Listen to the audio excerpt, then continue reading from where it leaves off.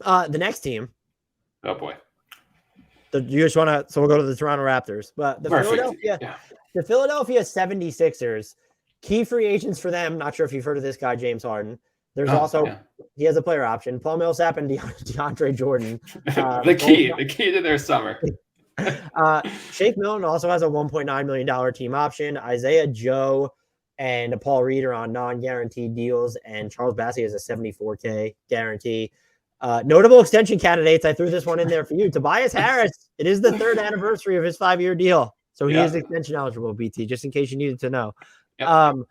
No notable trade exceptions. Their best spending tool, and this is like the topic that dictates everything. I have it as the mini MLE. You've written extensively about how they could try to open up the non-taxpayer MLE and the biannual, but it looks like after that trade for Melton, they decided we'll use the mini MLE, and he's probably better than any player that we would have gotten with the biannual or the non-taxpayer to begin with. And maybe they just didn't want to hard cap themselves.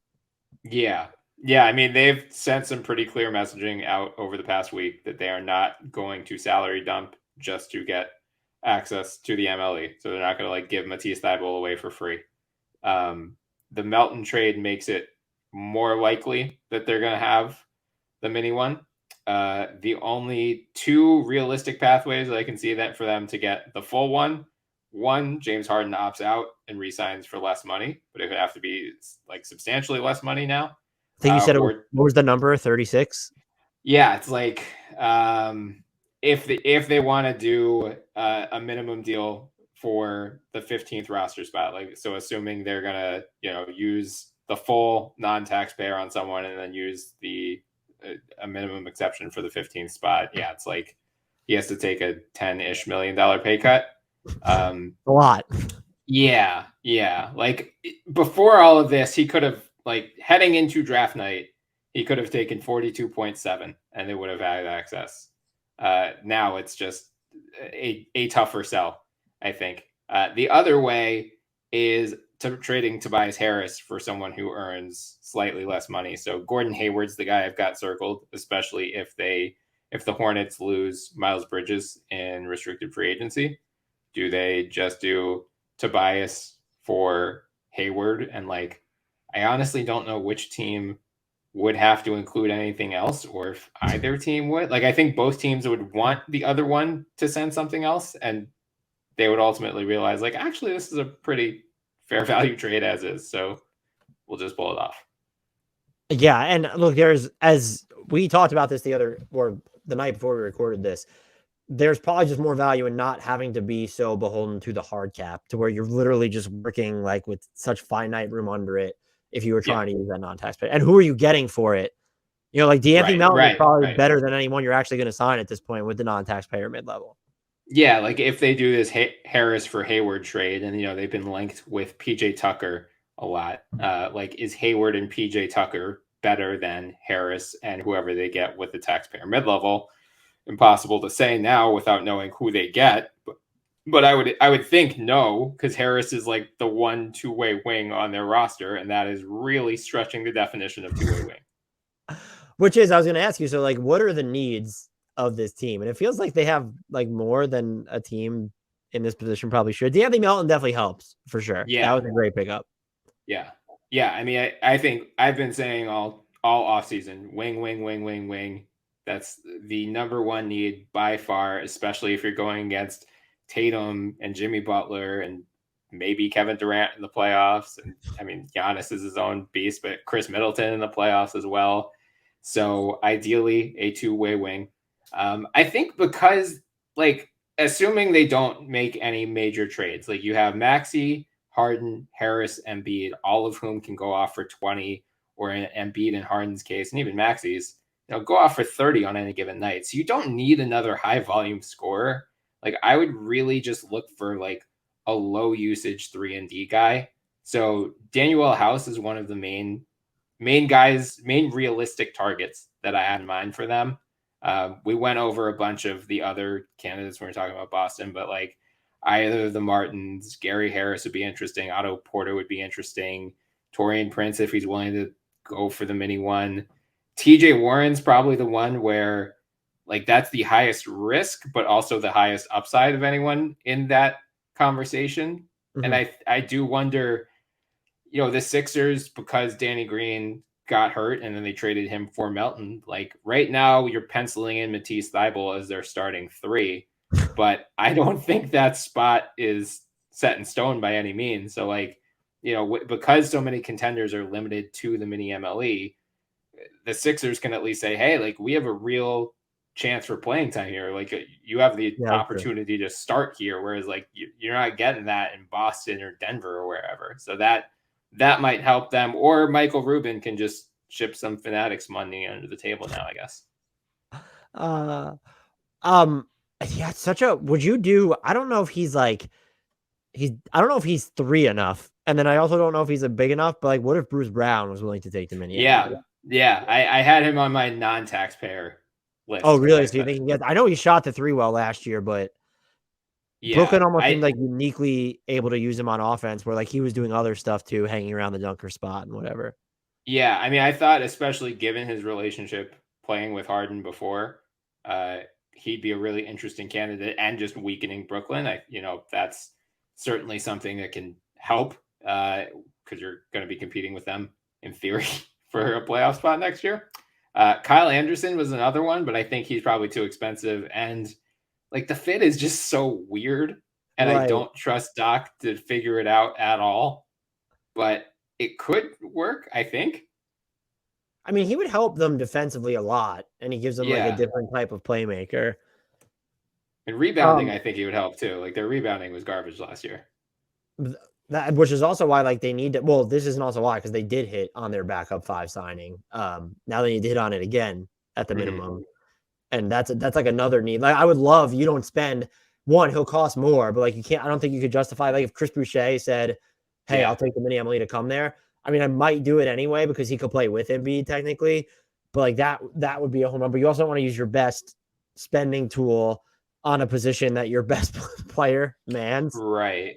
Right. Yeah. It sounds like they're, I mean, again, this is coming from Daryl. So I don't know if Doc is going to buy into it, but Daryl on draft night made it sound like Doc was impressed with what Paul Reed gave them late in the season. He's optimistic about Charles Bassey, who was a rookie last year, a second round pick.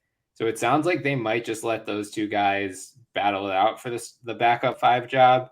He said there's going to be like a pretty high bar if they do get a minimum center, because like roster spots are also a problem for them. They've got, assuming Harden opts in or whatever happens with Harden, if Yeah, he comes back, that's a which really I good think he point. will, they're at 13 already. So like if you spend one, you've got Reed and Bassey. Like if you sign another min guy, you've got 4 centers, or if you consider Reed a 4, he can probably play either spot. But like, that leaves room for one wing, and you've got then your wing rotation, or wing/forward rotation, is Harris, Thibault, Korkmaz, I guess. Like Isaiah Joe was not going to play.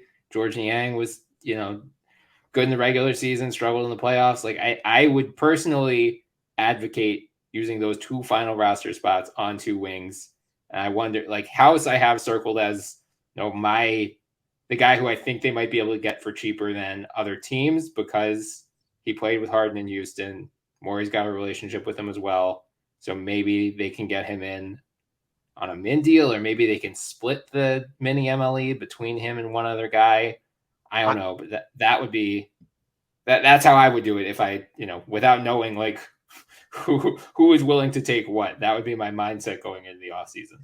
I was wondering, and I'm not wondering as much anymore. But he said he wanted to play with Joel Embiid if Nick Batum would work Yeah, for them, yeah, yeah. because the Clippers have so many wings. I was like, maybe they don't want to pay him, but it kind of seems like they don't care about the tax. Which, if that's true, I Right, feel like we always are quick to give teams credit for not caring until they all of a sudden start to care. Uh, right. Batum would be fantastic if they could get Tucker. That is like he opts out with the intention of getting the full the bigger MLE like that, or the 120% raise from Miami, which comes pretty close to that. Like you're not taking 6.4 million from the Sixers. Another name I thought about, and they could move him around a lot. Juan Toscano Anderson would be really good here. Ooh, that's interesting. I actually had not thought about him. Batum was on my list of taxpayer, and Amir Coffey as well, for the Yes, same. I think this will be the 14th team that we've done as we're recording this. I have suggested Amir Coffey for no fewer than 10 of those teams. Good. Yeah. Yeah. I mean, he just, again, like, they don't need another high volume scorer. They need someone to stand in the corner, knock down threes, be switchable on defense. I think he can do all of those things. And And, if we're gonna pillage the Warriors, Damian Lee would make. I know he wasn't playing for them, but he'd probably play for the Sixers. Yeah, I mean, looking at teams that are already well over the tax line and have a number of notable free agents is a safe bet. Like, if they do go for a backup center, Isaiah Hartenstein would be one of the guys I'd go after. But So good. yeah, So I didn't good. name him in my targets because I don't want them to spend money on a backup center. But if they did, that would probably be the guy I'd try to get. So, how do you think before I get to James Harden, Yeah. do you think the D'Anthony Melton trade now, it felt like they could have been, I know they were linked to like Windhorst sort of mentioned that like, oh, they're dreaming of getting a third star. This team really just isn't set up to make a big trade. No. Yeah. And so I would think Melton is like the biggest move that they make this summer, right? Like that ends up being like the biggest get for them. James Harden notwithstanding. Right. I don't want to like rule out anything because I'm sure Daryl is coming up with a I just bunch can't of different imagine trading scenarios. Tyrese Maxey on his rookie scale. I can't Yeah, imagine it. I wouldn't be thrilled about it. It would have to be for an absolute surefire superstar, and I'm not putting like, Kyrie named the Sixers as one of his teams of interest. I do not think they reciprocate that feeling. Like that was hysterical. James Harden's on the Right. Sixers. James Harden literally requested a trade to get away from you. I don't think they're gonna want to. Yeah, so I think Melton and then whoever they sign with the MLE will probably be their two big splashes. How do you expect? What would be your guess on how the James Harden contract is? Because he'll be back in Philly, but it does feel like there's still a bunch of different scenarios still in play, and that there's not this huge feel for what he's necessarily going to do. Yeah, I mean, our colleague Jake Fisher has reported he is likely to opt in and take a short-term extension, and then I think either Woj or Windhorst has since echoed that reporting. So they are more plugged in than I am, so I will absolutely believe them. I think Harden would probably like a full max extension for, I'm sure he'd like all 5 years. That's not going to happen. I'm sure he is going to be pushing for a max extension of 2 years. I'm sure the Sixers are going to be trying to get a little bit less than that. None of that impacts what they can do this offseason. So Wednesday, we're going to know either way what they're able to do. Like a couple weeks ago, I wrote that him opting out and re-signing for less would be their best play because at that point it was easier to get access to the non-tax mid-level and the biannual exception. Now, because he would have to take such a big discount to get there, I don't think it's going to happen.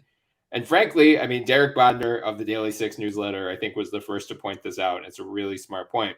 Again, summer 2025 is coming. So if he signs a 3-year extension, he comes off the books right then.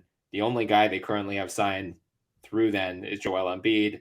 Knock on wood, Tyrese Maxey. Which Western Conference team would Joel Embiid be playing for in 2025? I hate you.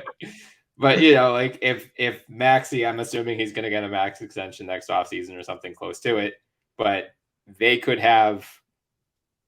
I mean, we'll see what they do in the ensuing 3 years. It's too early to be saying like, oh, they've got like $90 million in cap space, but like they could set themselves up to have a third max slot right when that summer happens if Harden does do this 3-year deal. So I'd rather pay him more over 3 years than slightly less over 4, unless he really did take a big enough discount to go full non-tax mid-level and full biannual exception. Yeah, and look, there might be the fact that they're not set up to make a big trade anymore. If you could cut salary another way to open up both, like if it's the exchanging Tobias for a cheaper player or players, or that works out, the more that I thought about it, the more I might go that route. I guess especially Morey of all people doesn't want to go the never say never direction, to where if some opportunity opens up in the middle of the season. And I know that you might want to make some middle of the season, like signings or 10 days or whatever, but I'm also just sort of like, you're not set up to like make this mega blockbuster anyway. Do you really need to care about having such a thin line of breathing room beneath the hard cap? Yeah, I mean, if anything, it would be like to convert one of their two-way guys to a rest of season contract.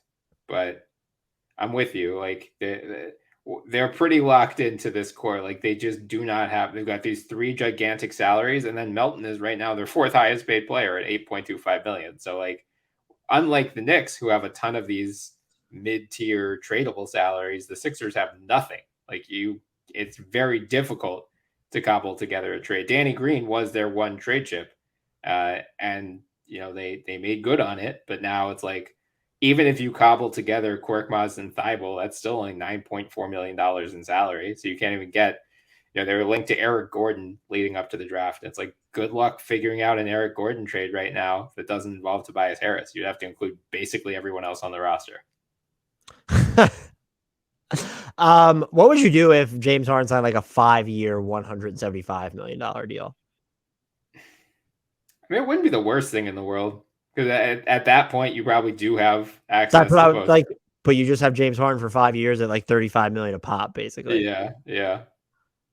You would hope if he does that, you would at least try to structure it in a way you get the full non-tax and biannual this year. You probably have it go up in at least the next year, and then have it decline after that. So you're at least going to have, hopefully the salary is in line with his production, and also it'll be cheaper as this cap boom happens in 25. And if you're trying to get off of him and his body isn't totally broken by then, maybe you'll be able to do that.